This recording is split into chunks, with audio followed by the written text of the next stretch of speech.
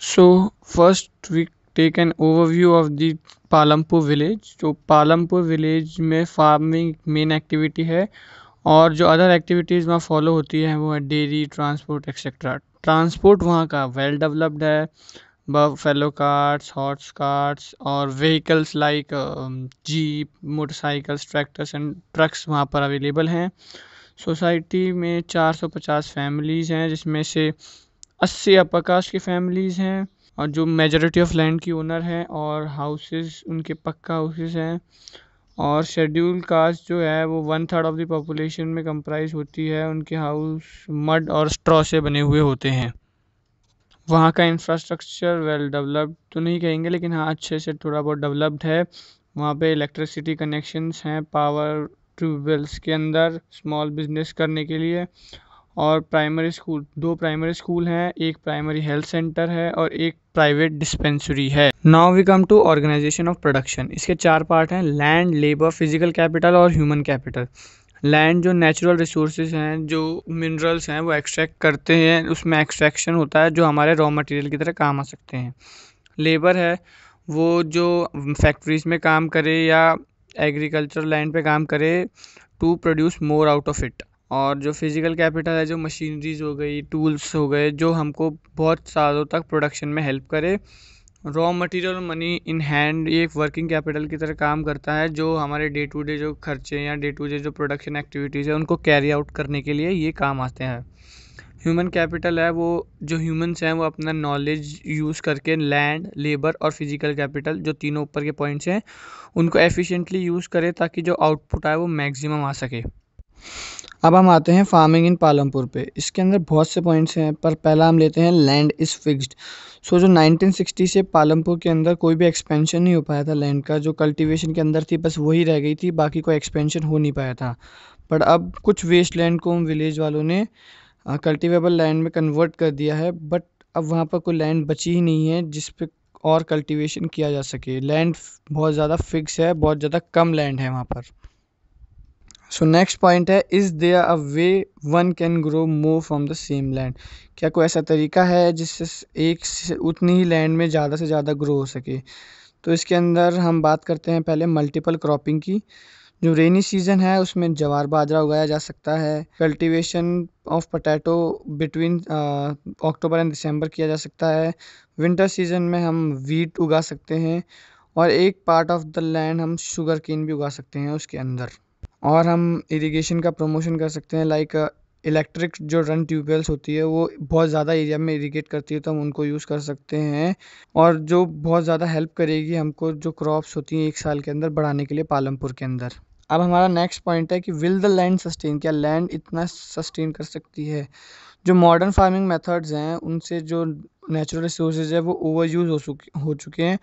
और जो इंक्रीज़ है केमिकल फर्टिलाइज़र से उसका वाटर टेबल भी लो हो चुका है और फर्टिलिटी ऑफ लैंड भी कम हो चुकी है। तो ये एक बहुत बड़ा कंसर्न है पालमपुर के लिए और हमारे पूरी दुनिया के लिए। सो नेक्स्ट पॉइंट है distribution of land between the farmers of Palampur. Farmers में जो डिस्ट्रीब्यूशन है उसके बारे में हम बात करते हैं।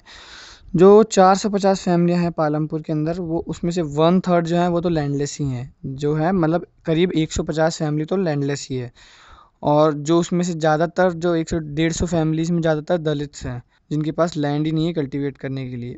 जो 240 फैमिलीज़ हैं वो स्मॉल प्लॉट्स पे कम कल्टीवेट करती है, जो मतलब 2 हेक्टेयर्स होता है साइज़ के अंदर। और 60 फैमिलीज़ हैं वो मीडियम और लार्ज जो फार्म्स हैं उस पे कल्टीवेट करती है, जो 2 हेक्टेयर से ज़्यादा है। और कुछ तो हैं जो 10-10 हेक्टेयर की लैंड पे भी कल्टीवेट करती हैं। अब हम आते हैं who will provide the labour, कि लेबर कौन देगा। फार्म लेबर्स जो हैं वो आते हैं लैंड फार्म लेबर वो केवल लैंडलेस फैमिलीज़ या जो स्मॉल प्लॉट्स में कल्टीवेट कर रहे हैं उन फैमिलीज से आ सकते हैं। So they have to be paid by the farmer in cash. और जो ये पेमेंट है वो region to region, crop to crop या अदर एक फार्म एक्टिविटी से दूसरी फार्म एक्टिविटी पे वेरी करता है। जो मिनिमम वेज हैं वो फार्म लेबर्स को गवर्नमेंट ने सेट कर रखे 60 रुपये पर डे। बट जो है वो 35 से 40 रुपये ही पा रहे हैं लेबर, बिकॉज जो है बहुत ज़्यादा कंपटीशन है लेबर का पालमपुर के अंदर, जिससे फार्मर्स या जो भी लेबर्स हैं वो तैयार हो जाते हैं कम वेज पे काम करने के लिए। अब हम आते हैं द कैपिटल जो नीडेड फॉर द फार्मिंग। जो कैपिटल नीड है वो फार्मिंग के लिए वो कैसे पूरी हो सकती है।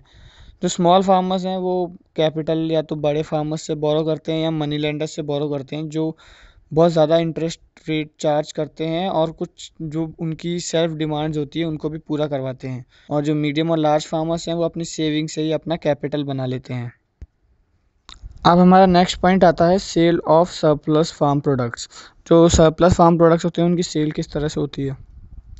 तो स्मॉल फार्मर्स जो हैं वो जो उनका तो बहुत लिटिल सरप्लस होता है क्योंकि उनका टोटल प्रोडक्शन ही बहुत छोटा होता है और उसका जो बहुत ज़्यादा शेयर जो है मैक्सिमम शेयर उनकी फैमिली नीड को पूरी करने में चला जाता है। जो फैमिली का जो खाना पाना राशन है उसमें वो चला जाता है।